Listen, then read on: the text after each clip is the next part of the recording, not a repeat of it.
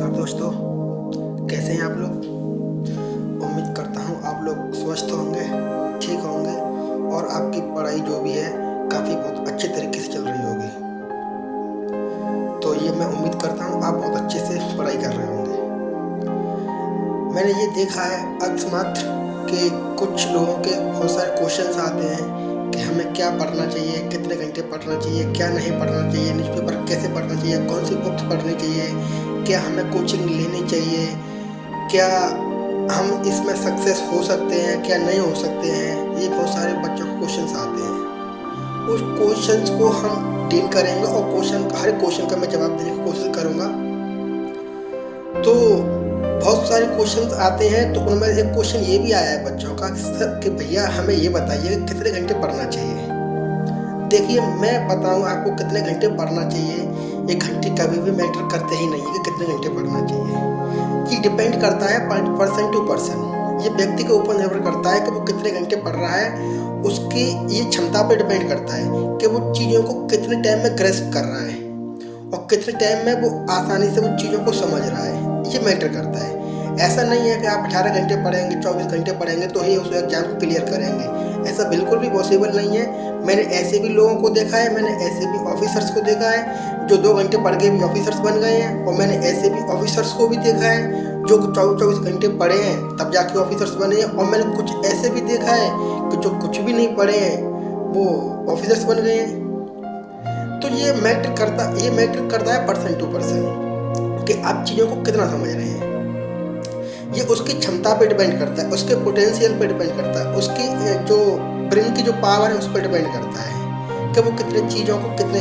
एक इंसान तो जो है कि मतलब 8 घंटे से पढ़ रहा है लेकिन उसका आउटपुट कुछ भी नहीं निकल रहा है। एक इंसान वो भी होता है जो कि 2 घंटे पढ़ रहा है, उसका आउटपुट 8 घंटे के बराबर का निकल रहा है। तो ये मैटर करता है कि कितने घंटे पढ़ना चाहिए, कितने घंटे नहीं पढ़ना चाहिए। ये पर्सन के ऊपर डिपेंड करता है।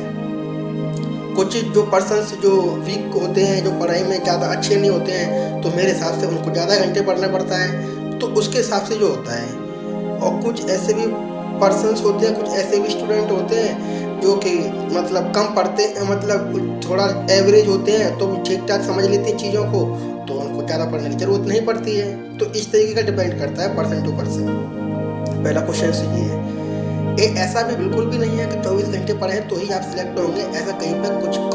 ऐसा कुछ कहीं पर लिखा हुआ नहीं है कि 24 घंटे ही पढ़ना चाहिए। ऐसा बिल्कुल भी नहीं है। अगर आप 2-3 घंटे अगर रेगुलर वे में आप पढ़ रहे हैं और चीज़ों को समझ रहे हैं बहुत अच्छे तरीके से, तो ये बहुत अच्छी चीज़ है। इससे ज़्यादा और हमारा दिमाग डेली 5-6 घंटे से ज़्यादा वर्क करता ही नहीं है, तो हम पढ़ भी नहीं सकते हैं। क्लास के अलावा हम अगर सेल्फ स्टडी को 5-6 घंटे देते हैं, डेली 3 से 4 घंटे देते हैं, तो ये मोर देन एनफ है। अगर इसी चीज़ को आप रेगुलर वे में करते हैं, मतलब वो इस तरीके ब्रेक नहीं होनी चाहिए। अगर रेगुलर वे में कर रहे हैं तो ये बहुत अच्छी चीज़ है, आप सक्सेस हो जाएंगे। पहली बात। दूसरी बात ये है कि कुछ लोग क्या होते हैं, ज़्यादा उम्मीदें कर लेते हैं। दूसरा क्वेश्चन ये आता है कि वो ये सोच लेते हैं कि हमें IAS बनना है, IAS बनना है, IAS बनना है, IAS बनना है। लेकिन ये बहुत गलत सोचते हैं, क्योंकि ज़्यादा उम्मीदें हमेशा घातक होती हैं। जब चीज़ें आपको लगा कि आप करेंगे UPSC क्लियर करेंगे, IAS बनेंगे, लेकिन आप किसी भी तरीके से 1% UPSC को क्वालिफाई नहीं कर पाए किसी भी तरीके से, क्योंकि कंपटीशन बहुत ज़्यादा है, बहुत ज़्यादा सिलेबस है। अगर आप 1% किसी भी तरीके से क्वालिफाई नहीं कर पाए तो आपको उसका बहुत कष्ट झेलना पड़ेगा। उस कष्ट से बचने के लिए मैं ये कह रहा हूँ कि कभी भी ज़्यादा उम्मीदें नहीं पालनी चाहिए। बस आप अपनी मेहनत करते रहिए, अपना कर्म करते रहिए, फल की चिंता मत करो, मंजिल तक पहुंच ही जाओगे। लेकिन इतना भी उम्मीदें मत पालो कि आप पढ़ाई कर ही नहीं रहे हैं लेकिन आप सोच रहे हैं कि आप DM बन जाएं, तो ऐसा तो पॉसिबल है ही नहीं। तो ज़्यादा उम्मीदें नहीं होनी चाहिए। बस उम्मीदें बैलेंस करके होनी चाहिए। बैलेंस करो उम्मीदों को, जो हमारे जो गोल्स है उनको बैलेंस करो, और बैलेंस करते करते उसको अपने रेगुलर वे में एंजॉय करते हुए उसको आगे बढ़ाते चलिए। यह होना चाहिए। अब क्या पढ़ना चाहिए, अब बात आती है क्या पढ़ना चाहिए। पढ़ने के लिए देखो, कुछ लोग तो ऐसा होता है कि यूट्यूब से भी पढ़ लेते हैं, कुछ लोग जो है कोचिंग से भी प्रिपेयर करते हैं, और कुछ लोग अपने सेल्फ स्टडी पे बिलीव करते हैं। तो मेरा ये मानना है कि सबसे बेस्ट है सेल्फ स्टडी। ना तो कोई कोचिंग करवा सकते कुछ भी, और ना ही कोई यूट्यूब से, ठीक है। बस आप इतना सीख सकते हैं कोचिंग से कि वो आपको एक सिलेबस का जो पूरा दायरा होता है वो सिलेबस का पूरा एक डिसिप्लिन वे में वो पूरा कंप्लीट करवा देते हैं। इससे ज़्यादा आपको कुछ भी नहीं सीखने को मिलता है।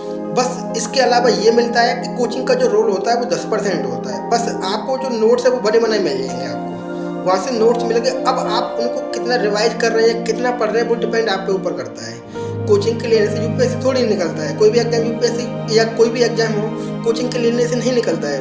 वो निकलता है कि आप उन चीज़ों को कितना सीख रहे हैं और मतलब कितना रिवाइज कर रहे हैं, कितना उसका अपने लाइफ में यूज कर रहे हैं। उसके बाद में जो मॉक टेस्ट लगाएंगे उसकी प्रैक्टिस करने के बाद में टाइम टू टाइम रिवीजन करने के बाद में वही आपका सिलेक्शन दिलाती है। कभी भी कोई कोचिंग सिलेक्शन दिलाती ही नहीं है।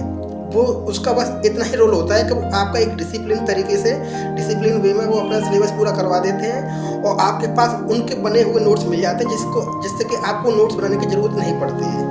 बस इतना रोल होता है। 90% रोल जो होता है वो रिवीजन का होता है, अपना ही होता है।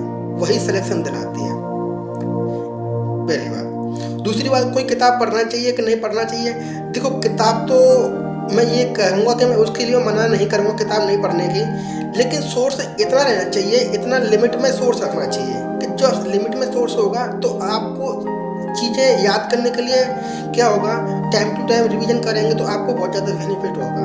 अगर आप बहुत सारी किताबें ले लेंगे या बहुत सारी किताबों को पढ़ने लगेंगे तो आपके माइंड में कुछ भी नहीं जाएगा, तो भी कोई फ़ायदा नहीं है। तो उस प्रेशर से बचने के लिए, किताबों की दुनिया से बचने के लिए हमें अपने जो सोर्स है वो लिमिट में ही रखना चाहिए। इससे ये फ़ायदा होता है। अब जब आपके पास सोर्स लिमिट में होंगे तो आप रिवीजन ज़्यादा करेंगे, उन्हीं चीज़ों को ज़्यादा पढ़ेंगे तो आपसे जो भी क्वेश्चन आएंगे उनसे तो आपसे एक भी नहीं रहेगा, वो सारे क्वेश्चन आपके हैंडल हो जाएंगे। तो इसलिए मैं ये कह रहा हूँ कि लिमिट में सोर्स रखना चाहिए। अब बात आती है कि न्यूज़पेपर कैसे पढ़ना चाहिए।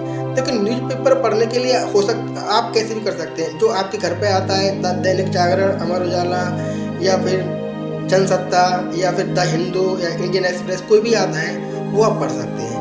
लेकिन न्यूज़पेपर पढ़ने का मतलब ये नहीं है कि सिर्फ न्यूज़पेपर ही पढ़े।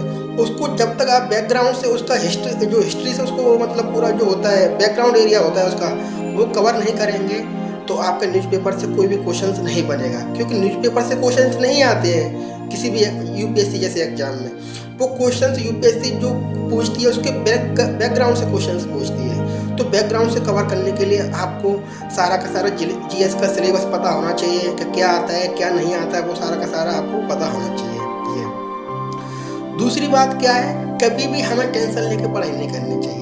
अगर आप टेंशन लेकर पढ़ाई करेंगे तो आपकी पढ़ाई सच में ही नहीं हो सकती है। क्योंकि वो क्या करता है, जब आप किसी भी चीज़ का टारगेट लेके चलेंगे, फॉर एग्जाम्पल आपको एग्जाम देना है 2024 के अंदर और आपने टारगेट सेट कर लिया कि एग्जाम 2024 में देना है, लेकिन वो क्या करेगा, आपके ऊपर एक प्रेशर बनाएगा कि 2024 का आपको एग्जाम देना है। तो अभी आपके पास 5 महीने बचे हैं। अब आपको ऐसा लगेगा यार 5 महीने बचे हैं, मेरा तो सिलेबस ही पूरा नहीं हुआ, मेरा तो सीसेट ही नहीं हुआ, मैं तो कोई मॉक टेस्ट नहीं दिया, अभी तो मेरा बहुत कुछ पेंडिंग है। तो आपको इस तरीके से फील होगा ये। तो वो क्या करेगा, आप क्या करेंगे, उन सब्जेक्ट को डिवाइड करने लग जाएंगे कि मुझे 15 दिन में हिस्ट्री खत्म करनी है, 15 दिन में ज्योग्राफी खत्म करनी है, 15 दिन के अंदर पॉलिटी खत्म करनी है, 15 दिन के अंदर इकोनॉमिक्स करनी है। तो आप सब्जेक्ट को डिवाइड करेंगे 5 महीने के अंदर इस तरीके से। तो आप क्या करेंगे, एक फॉर्मेलिटी के तरीके से आप सब्जेक्ट को पूरा करने लग जाएंगे, फॉर्मेलिटी करेंगे इस तरीके से। लेकिन आपको समझ में आया नहीं आया वो मैटर नहीं करेगा यहाँ पे, लेकिन आप कंप्लीट तो कर देंगे लेकिन समझ में कुछ नहीं आएगा। समझ में इसलिए नहीं आएगा क्योंकि आपको वो फॉर्मेलिटी के रूप में पूरा किया है। आपने 15 दिन लगाए बस आपने टाइम तो मैनेज कर लिया, 15 दिन में पूरी खत्म कर दी सब्जेक्ट, लेकिन आपने जो सब्जेक्ट खत्म करी वो बहुत जल्दबाजी में करी है, तो उससे आपको कुछ भी समझ में नहीं आया। और जब तक समझ में नहीं आएगा, जब तक कॉन्सेप्ट क्लियर नहीं होगा तो आप कोई भी एग्जाम क्लियर कर ही नहीं सकते हैं। तो मेरे हिसाब से कोई भी एग्जाम क्लियर करने के लिए आपके पास कॉन्सेप्ट क्लियर होना चाहिए। और कॉन्सेप्ट क्लियर तभी हो सकता है जब हम उस चीज़ों को जल्दबाजी में नहीं पढ़ेंगे, जब बहुत अच्छे तरीके से सोचेंगे, समझेंगे, उसको देखेंगे, तो मेरे हिसाब से कॉन्सेप्ट क्लियर बहुत आसानी से हो जाएगा। लेकिन जल्दबाजी के चक्कर में कोई भी काम होता ही नहीं, इधर के रहेंगे ना उधर के रहेंगे। ठीक है, तो मैं बस यही बताना चाहूँगा। आने वाली वीडियो को आप देखते रहिए। तो अगर मेरी बातें आपको समझ में आ रही है तो आप मुझे फॉलो करिए। थैंक यू, एंड मेरे चैनल को सब्सक्राइब करिए एंड लाइक करिए, and thank you so much, thank you.